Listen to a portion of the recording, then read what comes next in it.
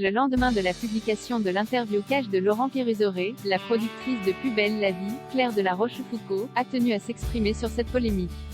C'est la polémique qui enflamme la toile depuis plusieurs jours.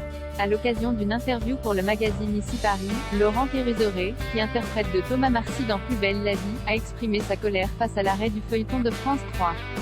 Le comédien a notamment regretté la manière dont l'annonce a été faite aux équipes de la série, déplorant que la patronne du service public, Delphine Ernotte-Quincy, ne se soit pas déplacée pour leur dire en personne. Madame Ernotte ne s'est même pas déplacée pour nous annoncer la mauvaise nouvelle, même pas un courrier.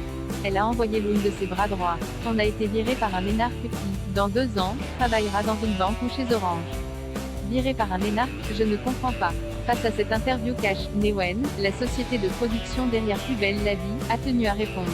Et c'est auprès de nos confrères de puremedia.com que Claire de la Rochefoucauld, scénariste sur le feuilleton depuis 2008 et coproductrice depuis 3 mois aux côtés de Serge Ladronne de Guevara, a réagi aux propos après avoir eu une conversation téléphonique avec Laurent Kéruzoré. Des propos déformés, Jai tout de suite appelé Laurent pour avoir sa version des faits parce que Jai était assez surprise.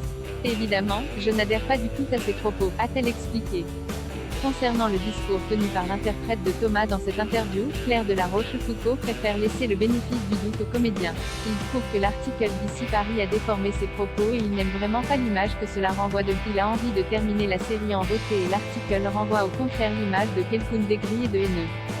Pour lui, ce n'est pas son état d'esprit et ça ne reflète pas du tout l'interview qu'il a eue. Laurent est très affecté. Il a l'impression de s'être fait complètement avoir, raconte-t-elle, avant d'ajouter, je ne veux pas que les propos, déformés ou non, d'un acteur viennent semer la zizanie dans une fin de série qui se déroule on ne peut mieux.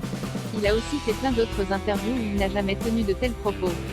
Ils ont profité d'un moment émotionnellement compliqué pour Laurent. Un final main dans la main avec France Télévisions. Face à cette polémique, la productrice a assuré que les équipes continuent de travailler main dans la main avec France Télévisions, et qu'elle comprenait la décision prise par le groupe. Ils ont décidé d'arrêter la série. C'est la vie des séries. Une série, ça s'arrête au bout d'un moment. On a eu 18 ans de bonheur. Objectivement, la fin se passe extrêmement bien, aussi bien d'un point de vue artistique que social. Claire de la Rochefoucauld a également expliqué que depuis l'annonce de la fin de Plus belle la vie, des représentants des ressources humaines de France Télévisions et Newen sont présents dans les studios de la Belle de Mai afin de recevoir les techniciens. Une agente artistique, Tamara Martin-Laval, a même été embauchée pour accompagner les comédiens jusqu'en décembre. Ce n'est pas une fin de vie, c'est un changement de vie, a conclu la productrice. On va faire en sorte, comme la fin de la série, qu'il soit le plus réussi possible.